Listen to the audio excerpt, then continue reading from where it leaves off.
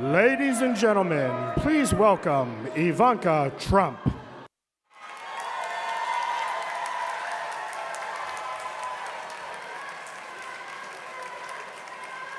Welcome, everybody. Today, I have the honor of introducing a man who needs no introduction. His legend has been built, and his accomplishments are too many to name. That man is my father. Most people strive their entire lives to achieve great success in a single field. My father has succeeded in many, at the highest level and on a global scale. He's enjoyed success in a vast diversity of industries because the common denominator is him. His vision, his brilliance, his passion, his work ethic, and his refusal to take no for an answer. I've enjoyed the good fortune of working alongside my father for 10 years now, and I've seen these principles in action daily. I remember him telling me when I was a little girl, "Ivanka, if you're gonna be thinking anyway, you might as well be thinking big." And that's how he approaches any task that he undertakes. He thinks big. My father has employed tens of thousands of people throughout his career, and he has inspired them to do extraordinary things. He has a strength to make hard decisions and motivate those around him to achieve the impossible. He is an optimist who chases big dreams and sees potential where others do not. He leads by example and will outwork anyone in any room. My father is the opposite of politically correct. He says what he means, and he means what he says.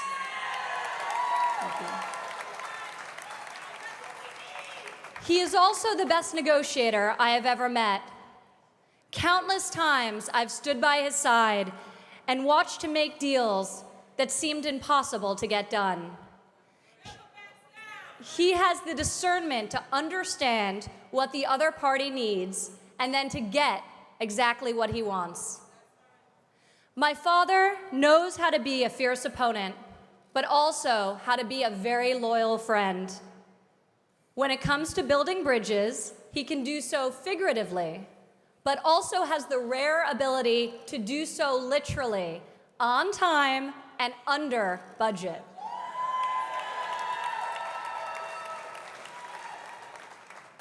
Throughout his career, my father has been repeatedly called upon by local and federal government to step in and save long-stalled, grossly over-budget public projects.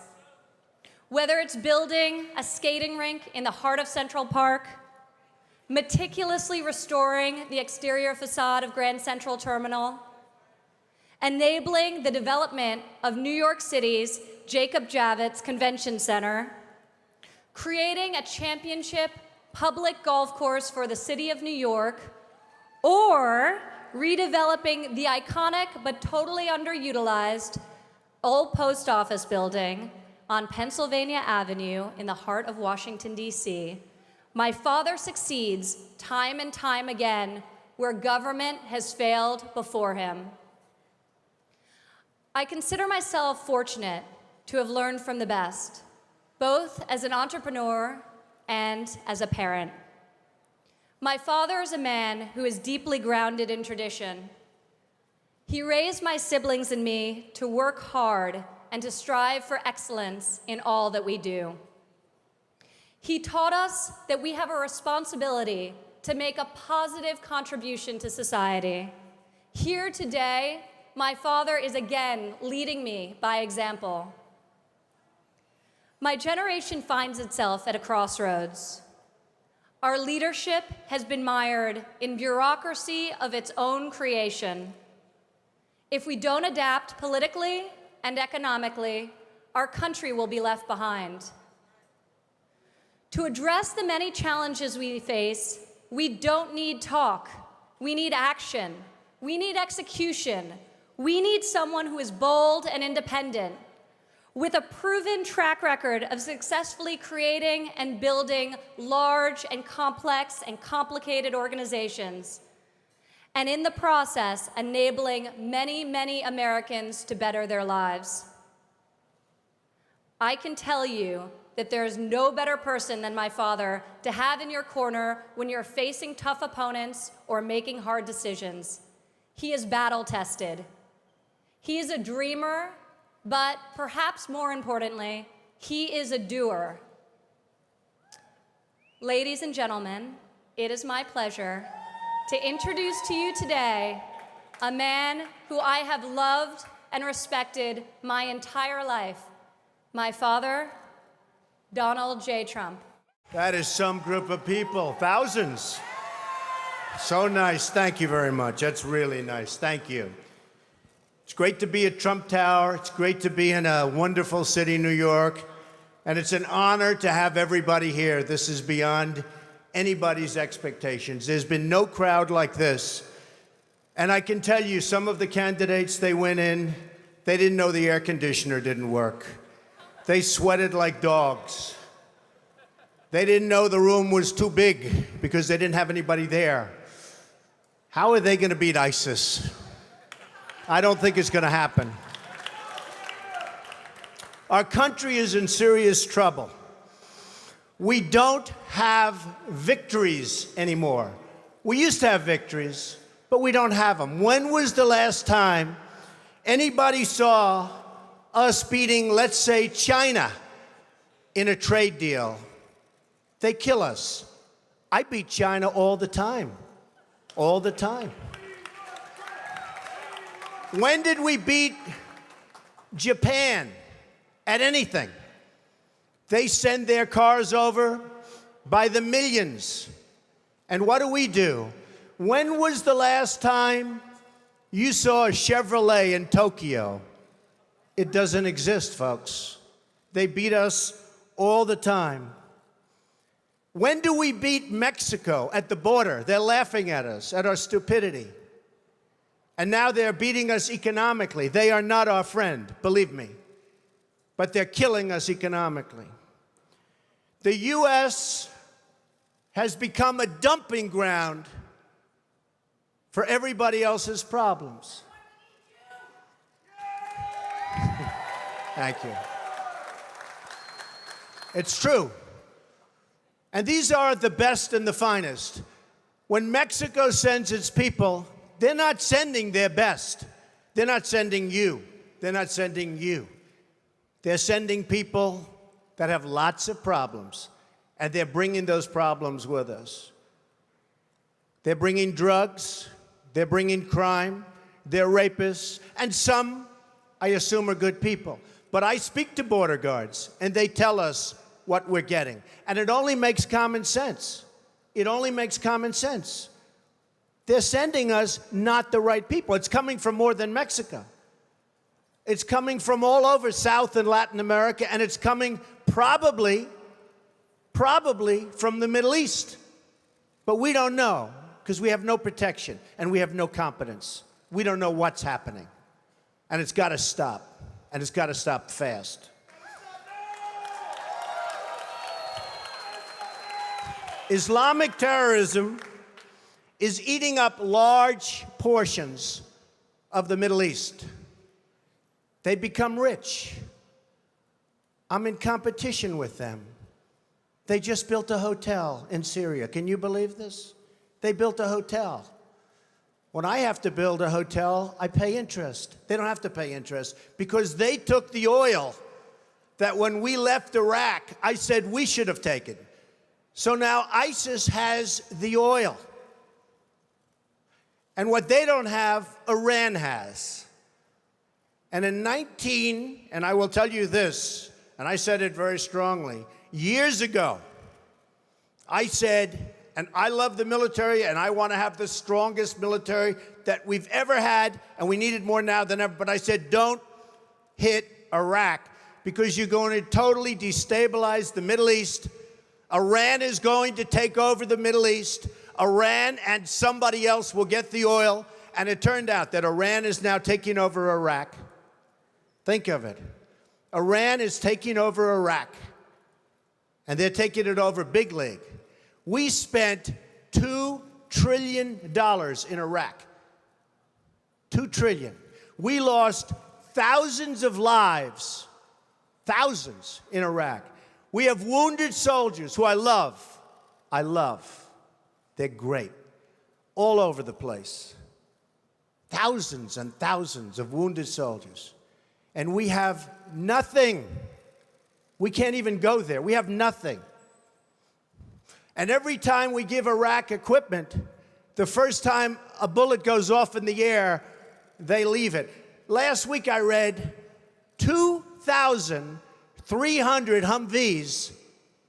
These are big vehicles were left behind for the enemy. 2,000, you would say maybe 2, maybe 4. 2,300 sophisticated vehicles they ran, and the enemy took them. You're right.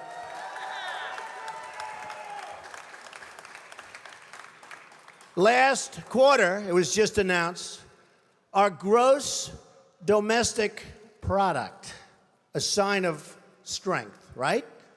But not for us. It was below zero. Who ever heard of this? It's never below zero. Our labor participation rate was the worst since 1978. But think of it, GDP below zero. Horrible labor participation rate. And our real unemployment is anywhere from 18 to 20%. Don't believe the 5.6. Don't believe it. That's right, a lot of people up there can't get jobs. They can't get jobs because there are no jobs. Because China has our jobs and Mexico has our jobs. They all have our jobs. But the real number is anywhere from 18 to 19 and maybe even 21%. And nobody talks about it because it's a statistic that's full of nonsense.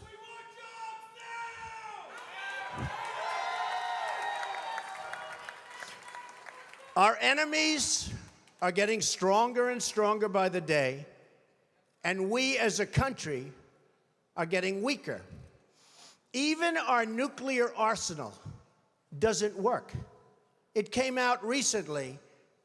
They have equipment that's 30 years old. They don't even know if it worked. And I thought it was horrible when it was broadcast on television, because boy, does that send signals to Putin and all of the other people that look at us and they say, that is a group of people and that is a nation that truly has no clue. They don't know what they're doing.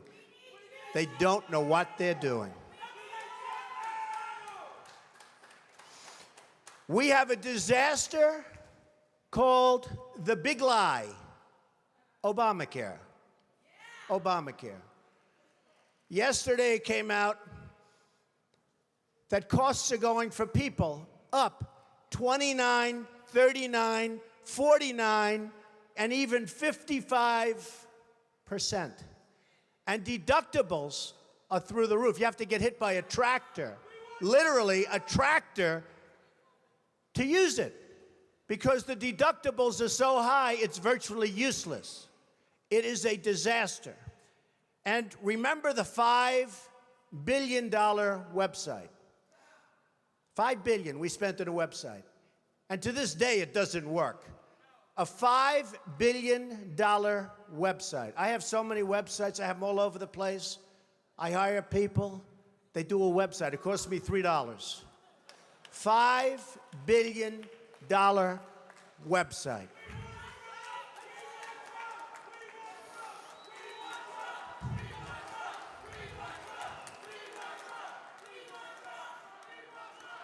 Well, you need somebody, because politicians are all talk, no action. Nothing's going to get done. They will not bring us, believe me, to the promised land.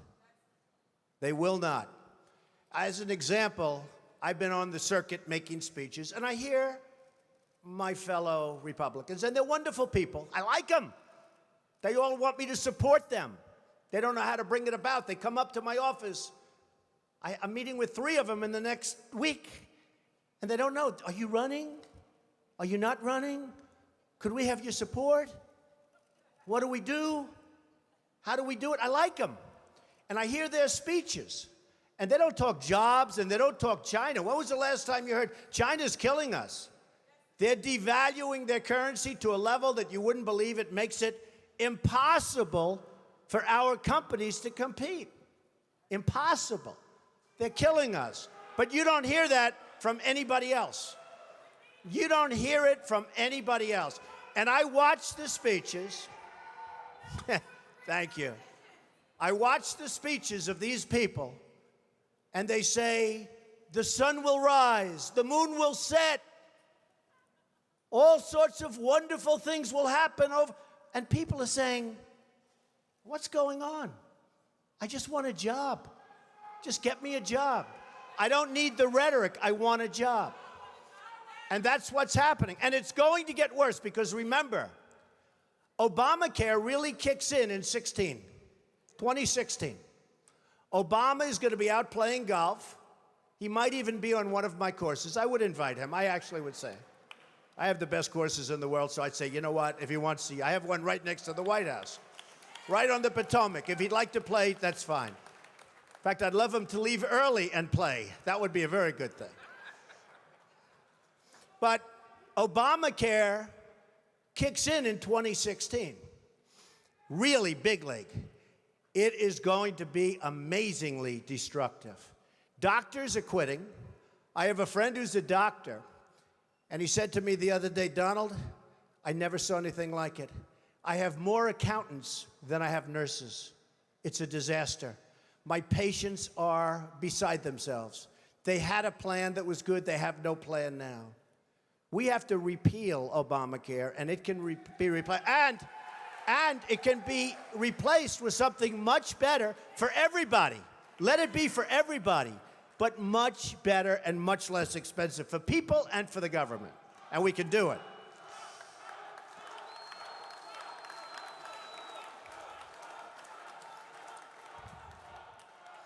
So, I've watched the politicians.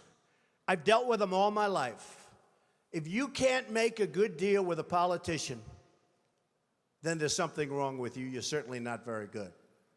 And that's what we have representing us. They will never make America great again. They don't even have a chance. They're controlled fully. They're controlled fully by the lobbyists, by the donors, and by the special interests, fully. They control them. Hey, I have lobbyists, I have to tell you. I have lobbyists that can produce anything for me. They're great. But you know what? It won't happen. It won't happen. Because we have to stop doing things for some people, but for this country, it's destroying our country. We have to stop, and it has to stop now. Now, our country needs a truly great leader. And we need a truly great leader now. We need a leader that wrote The Art of the Deal. We need a leader that can bring back our jobs, can bring back our manufacturing, can bring back our military, can take care of our vets. Our vets have been abandoned. And we also need a cheerleader. You know, when President Obama was elected, I said, well, the one thing I think he'll do well, I think he'll be a great cheerleader for the country. I think he'd be a great spirit. He was vibrant. He was young. I really thought that he would be a great cheerleader. He's not a leader, that's true. You're right about that. But he wasn't a cheerleader. He's actually a negative force. He's been a negative force. He wasn't a cheerleader. He was the opposite. We need somebody that can take the brand of the United States and make it great again. It's not great again. We need somebody. We need somebody that literally will take this country and make it great again. We can do that. And I will tell you, I love my life. I have a wonderful family. They're saying, Dad, you're going to do something that's going to be so tough. You know, all of my life I've heard that a truly successful person, a really, really successful person, and even modestly successful, cannot run for public office. Just can't happen. And yet that's the kind of mindset that you need to make this country great again. So, ladies and gentlemen, I am officially running for President of the United States, and we are going to make our country great again.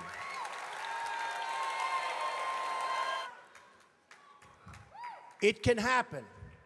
Our country has tremendous potential. We have tremendous people. We have people that aren't working. We have people that have no incentive to work. But they're going to have incentive to work. Because the greatest social program is a job. And they'll be proud, and they'll love it, and they'll make much more money than they would have ever made. And they'll be doing so well, and we're going to be thriving as a country. Thriving. It can happen. I will be the greatest jobs president that God ever created. I tell you that.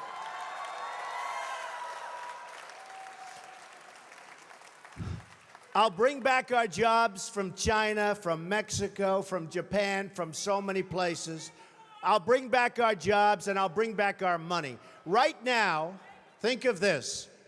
We owe China $1.3 trillion. We owe Japan more than that. So they come in, they take our jobs, they take our money, and then they loan us back the money, and we pay them in interest. And then the dollar goes up, so their deal's even better. How stupid are our leaders? How stupid are these politicians to allow this to happen? How stupid are they?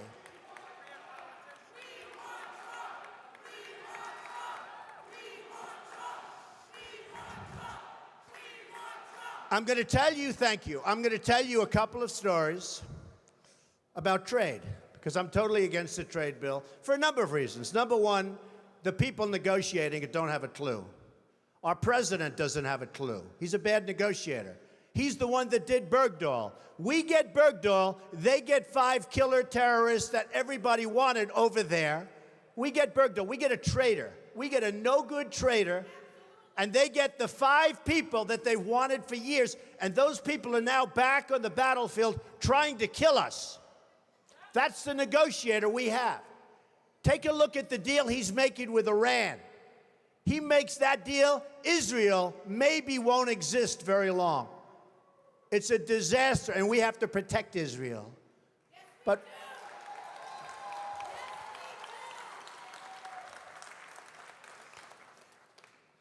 so we need people. I'm a free trader. But the problem with free trade is you need really talented people to negotiate for you. If you don't have talented people, if you don't have great leadership, if you don't have people that know business, not just a political hack that got the job because he made a contribution to a campaign, which is the way all jobs just about are gotten, free trade is terrible. Free trade can be wonderful if you have smart people.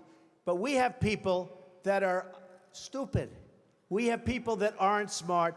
And we have people that are controlled by special interests. And it's just not going to work. So here's a couple of stories. Happened recently. A friend of mine is a great manufacturer. And you know, China comes over and they dump all their stuff. And I buy it. I buy it. Because frankly, I have an obligation to buy it. Because they devalue their currency so brilliantly. They just did it recently, and nobody thought they could do it again. But with all our problems with Russia, with all our problems with everything, they got away with it again. And it's impossible for our people here to compete. So I want to tell you this story. A friend of mine is a great manufacturer. Calls me up a few weeks ago. He's very upset. I said, what's your problem? He said, you know, I make great product. And I said, I know that because I buy the product. He said, I can't get it into China. They won't accept it. I sent a boat over and they actually sent it back. They talked about environmental, they talked about all sorts of crap that had nothing to do with it. I said, oh, wait a minute, that's terrible. Does anyone know this? He said, yeah, they do it all the time with other people. I said, they send it back? Yeah. So I finally got it over there, and they charged me a big tariff. They're not supposed to be doing that. I told them. Now, they do charge a tariff on trucks. When we send trucks and other things over there, ask Boeing. They wanted Boeing's secrets. They wanted their patents and all their secrets before they agreed to buy planes from Boeing. Hey, I'm not saying they're stupid. I like China. I sell apartment for I just sold an apartment for $15 million to somebody from China. Am I supposed to dislike them? I own a big chunk of the Bank of America building in 1290 Avenue of the Americas that I got from China in a war. Very valuable. I love China. The biggest bank in the world is from China. You know where their United States headquarters is located? In this building, in Trump Tower. I love China. People say, oh, you don't like China. No, I love them. But their leaders are much smarter than our leaders. And we can't sustain ourselves with that. There's too much. It's like take the New England Patriots and Tom Brady and have them play your high school football team. That's the difference between China's leaders and our leaders. They are ripping us. We are rebuilding China. We're rebuilding many countries. China, you go there now, roads, bridges, schools, you never saw anything like it. They have bridges that make the George Washington Bridge look like small potatoes. And they're all over the place. We have all the cards, but we don't know how to use them. We don't even know that we have the cards because our leaders don't understand the game. We could turn off that spigot by charging them tax until they behave properly. Now they're going militarily. They're building a military island in the middle of the South China Sea, a military island. Now, our country could never do that because we'd have to get environmental clearance. And the environmentalists wouldn't let our country. We would never build an ocean. They built it in about 1 year, this massive military port. They're building up their military to a point that is very scary. You have a problem with ISIS, you have a bigger problem with China. And in my opinion, the new China, believe it or not, in terms of trade, is Mexico. So this man tells me about the manufacturing. I say, that's a terrible story. I hate to hear it. But I have another one, Ford. So Mexico takes a company, car company, that was going to build in Tennessee, rips it out. Everybody thought the deal was dead. Reported in the Wall Street Journal recently. Everybody thought it was a done deal. It's going in, and that's going to be it, going into Tennessee. Great state, great people. All of a sudden, at the last moment, this big car manufacturer, foreign, announces they're not going to Tennessee. They're going to spend their $1 billion in Mexico instead. Not good. Now Ford announces a few weeks ago that Ford is going to build a $2.5 billion car and truck and parts manufacturing plant in Mexico. $2.5 billion. It's going to be one of the largest in the world. Ford, good company. So I announced that I'm running for president. One of the early things I would do, probably before I even got in, and I wouldn't even use, I know the smartest negotiators in the world. I know the good ones, I know the bad ones, I know the overrated ones. You got a lot of them that are overrated. They're not good, they think they are. They get good stories because the newspapers get buffaloed. But they're not good. But I know the best negotiators in the world. And I'd put them one for each country. Believe me, folks, we will do very, very well. Very, very well. But I wouldn't even waste my time with this one. I would call up the head of Ford, who I know, if I was president. I'd say, congratulations. I understand that you're building a nice $2.5 billion car factory in Mexico, and that you're going to take your cars and sell them to the United States, zero tax. Just flow them across the border. And you say to yourself, how does that help us, right? How does that help us? Where is that good? It's not. So I'd say, congratulations, that's the good news. Let me give you the bad news. Every car and every truck and every part manufactured in this plant that comes across the border, we're going to charge you a 35% tax. Okay? And that tax is going to be paid simultaneously with the transaction. And that's it. Now, here's what's going to happen. If it's not me in the position, it's one of these politicians that we're running against. You know, the 400 people that we're already against. And here's what's going to happen. They're not so stupid. They know it's not a good thing. And they may even be upset by it. But then they're going to get a call from their donors, or probably from the lobbyist for Ford, and say, you can't do that to Ford because Ford takes care of me and I take care of you, and you can't do that to Ford. And guess what? No problem. They're going to build in Mexico. They're going to take away thousands of jobs. It's very bad for us. So, under President Trump, here's what would happen. The head of Ford will call me back, I would say within an hour after I told him the bad news. But it could be he'd want to be cool, and he'll wait till the next day. You know, they want to be a little cool. And he'll say, please, please, please. He'll beg for a little while, and I'll say, no interest. Then he'll call all sorts of political people, and I'll say, sorry, fellas, no interest, because I don't need anybody's money. It's nice. I don't need anybody's money. I'm using my own money. I'm not using the lobbyists. I'm not using donors. I don't care. I'm really rich. I'll show you that in a second. And by the way, I'm not even saying that in a bragging. That's the kind of mindset, that's the kind of thinking you need for this country.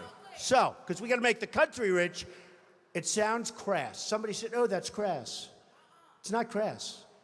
We got 18 trillion in debt. We got nothing but problems. We got a military that needs equipment all over the place. We got nuclear weapons that are obsolete.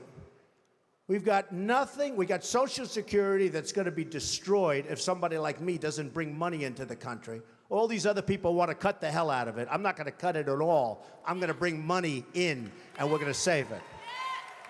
But here's what's going to happen. After I'm called by 30 friends of mine who contributed to different campaigns, after I'm called by all of the special interests and by the donors and by the lobbyists, and they have zero chance at convincing me, zero. I'll get a call the next day from the head of Ford. He'll say, please reconsider. I'll say no. He'll say, Mr. President, we've decided to move the plant back to the United States. We're not going to build it in Mexico. That's it. They have no choice. They have no choice. There are hundreds of things like that. I'll give you another example.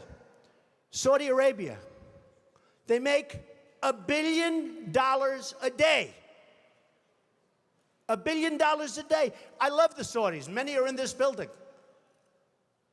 They make $1 billion a day. Whenever they have problems, we send over the ships. We're going to protect. What are we doing? They got nothing but money. If the right person asked them, they pay a fortune. They wouldn't be there except for us. And believe me, you look at the border with Yemen. You remember Obama a year ago. Yemen was a great victory. 2 weeks later, the place was blown up. Everybody got, and they kept our equipment. They always keep our equipment. We just said used equipment, right? They always keep our equipment.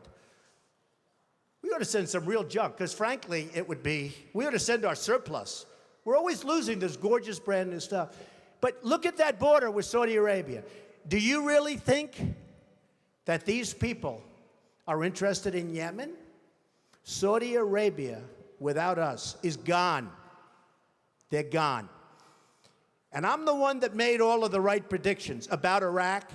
You know, all of these politicians that I'm running against now, it's so nice to say I'm running as opposed to if I run, I'm running.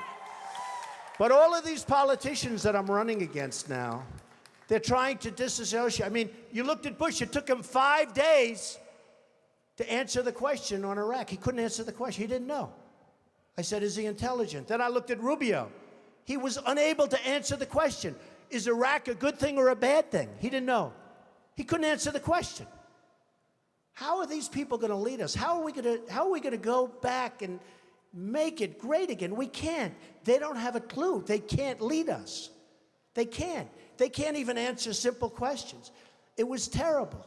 But Saudi Arabia is in big, big trouble. Now, thanks to fracking and other things, the oil is all over the place. And I used to say it. There are ships at sea, and this was during the worst crisis, that were loaded up with oil. And the cartel kept the price up. Because again, they were smarter than our leaders. They were smarter than our leaders. There is so much wealth out there that can make our country so rich again, and therefore make it great again. Because we need money. We're dying. We're dying. We need money. We have to do it. And we need the right people. So, Ford will come back. They'll all come back. And I will say this. This is going to be an election, in my opinion, that's based on competence. Somebody said, thank you, darling. Somebody said to me the other day, a reporter, very nice reporter, but Mr. Trump, you're not a nice person. We don't need nice. That's true, but actually I am. I think I am a nice person. People that know me like me. Does my family like me? I think so, right? Look at my family. I'm proud of my family. By the way, speaking of my family, Melania, Barron, Kai, Donnie, Don, Vanessa, Tiffany, Ivanka did a great job. Did she do a great job? Great. Jared, Laura, and Eric. I'm very proud of my family. They're a great family. So the reporter said to me the other day, but Mr. Trump, you're not a nice person. How can you get people to vote for you? I said, I don't know. I said, I think that, number one, I am a nice person. I give a lot of money away to charities and other things. I think I'm actually a very nice person. But I said, this is going to be an election that's based on competence. Because people are tired of these nice people, and they're tired of being ripped off by everybody in the world, and they're tired of spending more money on education than any nation in the world, per capita, than any nation in the world. And we're 26th in the world. 25 countries are better than us at education. And some of them are like third world countries. But we're becoming a third world country because of our infrastructure, our airports, our roads, everything. So one of the things I did, and I said, you know what I'll do? I'll do it. Because a lot of people said, he'll never run. Number one, he won't want to give up his lifestyle. They're right about that, but I'm doing it. Number two, I'm a private company, so nobody knows what I'm worth. And the one thing is that when you run, you have to announce and certify to all sorts of governmental authorities your net worth. So I said, that's okay. I'm proud of my net worth. I've done an amazing job. I started off, thank you. I started off in a small office with my father in Brooklyn and Queens. And my father said, and I love my father, I learned so much. He was a great negotiator. I learned so much just sitting at his feet, playing with blocks, listening to him negotiate with subcontractors. But I learned a lot. But he used to say, Donald, don't go into Manhattan. That's the big leagues. We don't know anything about that. Don't do it. I said, Dad, I got to go into Manhattan. I got to build those big buildings. I got to do it, Dad. I've got to do it. And after 4 or 5 years in Brooklyn, I ventured into Manhattan and did a lot of great deals. The Grand Hyatt Hotel, I was responsible for the convention center on the west side. I did a lot of great deals, and I did them early and young. And now I'm building all over the world, and I love what I'm doing. But they all said, a lot of the pundits on television, well, Donald will never run. And one of the main reasons is he's private, and he's probably not as successful as everybody thinks. So I said to myself, you know, nobody's ever going to know unless I run, because I'm really proud of my success. I really am. I've employed tens of thousands of people over my lifetime. That means medical, that means education, that means everything. So a large accounting firm and my accountants have been working for months because it's big and complex, and they've put together a statement, a financial statement. This is a summary, but everything will be filed eventually with the government, and we don't need extensions or anything. We'll be filing it right on time. We don't need anything. And it was even reported incorrectly yesterday because they said he had assets of $9 billion. So I said, no, that's the wrong number. That's the wrong number, not assets. So they put together this, and before I say it, I have to say this. I made it the old-fashioned way. It's real estate. You know, it's real estate. It's labor, and it's unions good and some bad, and lots of people that aren't in unions, and it's all over the place, and building all over the world. And I have assets, big accounting firm, one of the most highly respected, $9,240 million. And I have liabilities of about 500. That's long-term debt, very low interest rates. In fact, one of the big banks came to me and said, Donald, you don't have enough borrowings. Could we loan you $4 billion? I said, I don't need it. I don't want it. And I've been there. I don't want it. But in 2 seconds, they give me whatever I wanted. So I have a total net worth, and now with the increase, it'll be well over $10 billion. But here, a total net worth of $8 billion. Net worth, not assets, not liability, a net worth. After all debt, after all expenses, the greatest assets, Trump Tower, 1290 Avenue of the Americas, Bank of America building in San Francisco, 40 Wall Street, sometimes referred to as the Trump building, right opposite the New York City. Many other places, all over the world.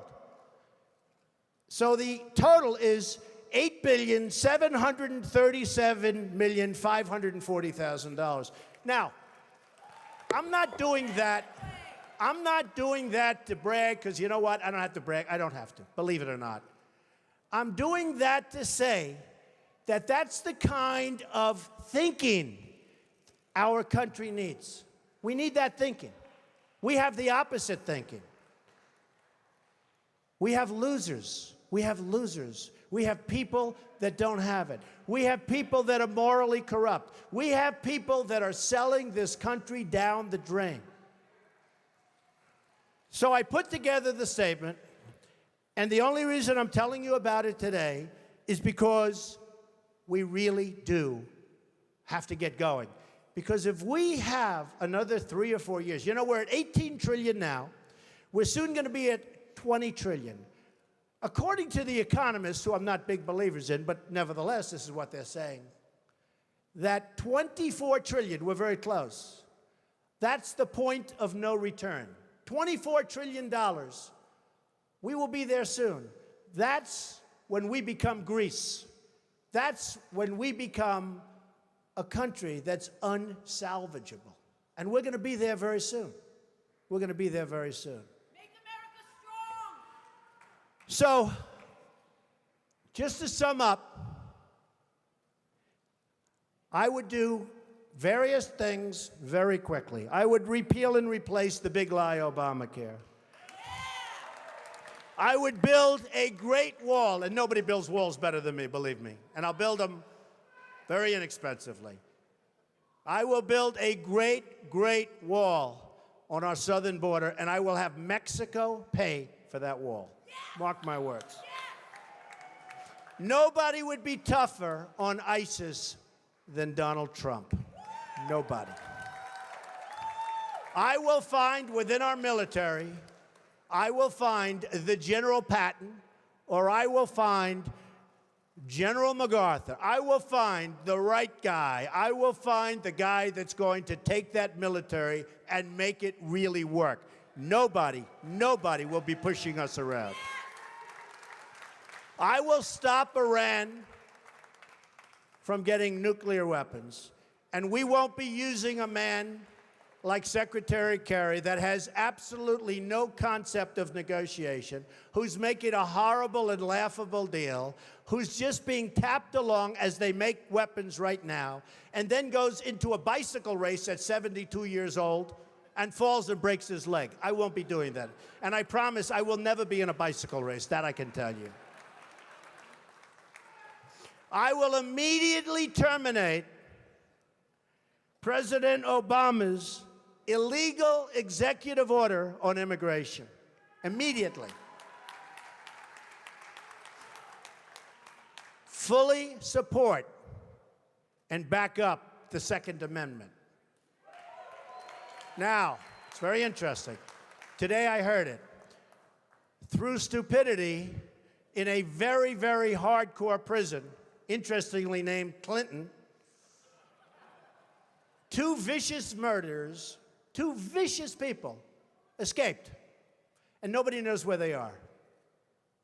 And a woman was on television this morning, and she said, "You know, Mr. Trump," and she was telling other people, and I actually called her, but she said, "You know, Mr. Trump, I always was against guns. I didn't want guns. And now, since this happened, it's up in the prison area, my husband and I are finally in agreement because he wanted the guns. We now have a gun on every table.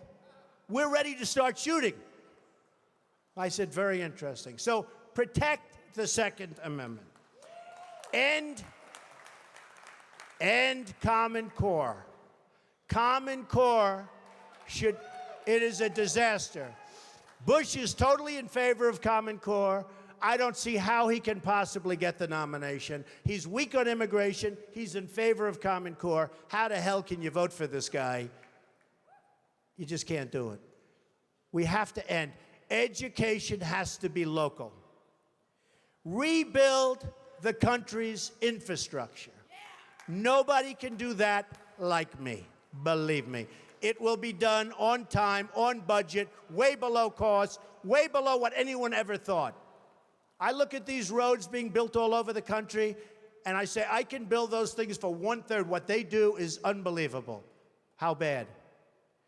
You know, we're building on Pennsylvania Avenue, the old post office. We're converting it into one of the world's great hotels. It's going to be the best hotel in Washington, D.C. We got it from the General Services Administration in Washington. The Obama administration, we got it. It was the most highly sought after, or one of them, but I think the most highly sought after project in the history of General Services. We got it. People were shocked. Trump got it. Well, I got it for two reasons. Number one, we're really good. Number two, we had a really good plan. And I'll add in the third, we had a great financial statement. Because the General Services, who are terrific people, by the way, and talented people, they wanted to do a great job. And they wanted to make sure it got built.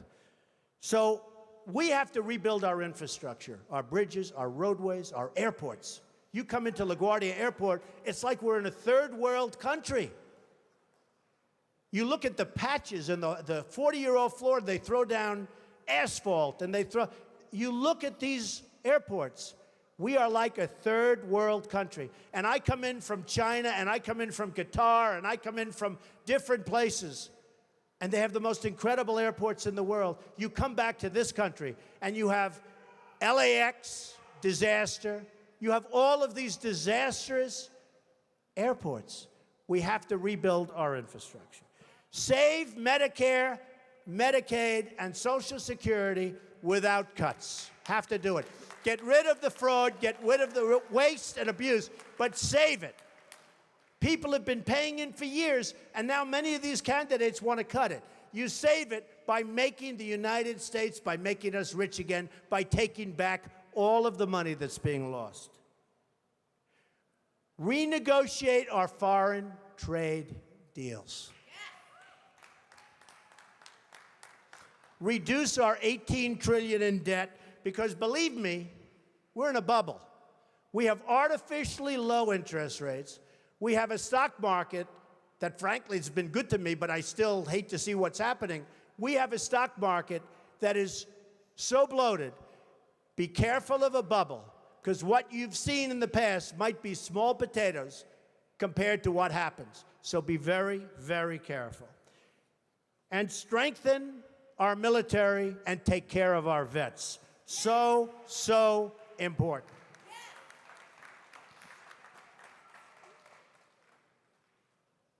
Sadly, the American dream is dead. But if I get elected president, I will bring it back bigger and better and stronger than ever before, and we will make America great again. Thank you. Thank you very much.